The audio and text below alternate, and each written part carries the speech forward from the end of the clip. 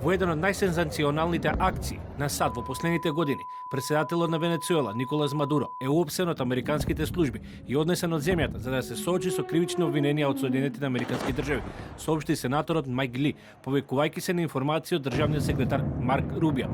Откако Венецуела беше погодена од ненадеен напад, експлозија потресува престолнината Каракас, предизвикувајќи паника и хаос меѓу граѓаните.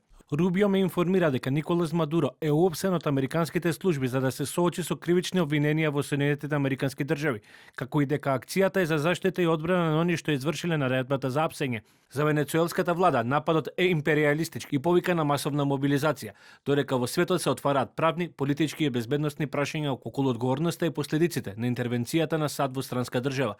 Меѓу другото се бараат докази дали Мадуро е жив. Опозицијата пак тврди дека заменувањето на Мадуро било договорено. Американскиот председател Доналд Трамп потврди дека САД извршиле голем напад врз Венецуела, при што председателот Мадуро и неговата сопруга се апсени и однесени од земјата. Американските сенатори пак од Демократската и Републиканската партија ја критикуваа оружената акција на САД. Ова војна е нелегална. Срамно е што од светски полицаец станавме светски насилник за помалку од една година. Нема причина да бидеме во војна со Венецуела, без разлика на исходот, и ние правиме грешки. Нападите на САД врз Венецуела се резултат на долгогодишни несогласување помеѓу двете земји, а претходно САД нудеа награда од $50 милиони за апсење на председателот Мадуро.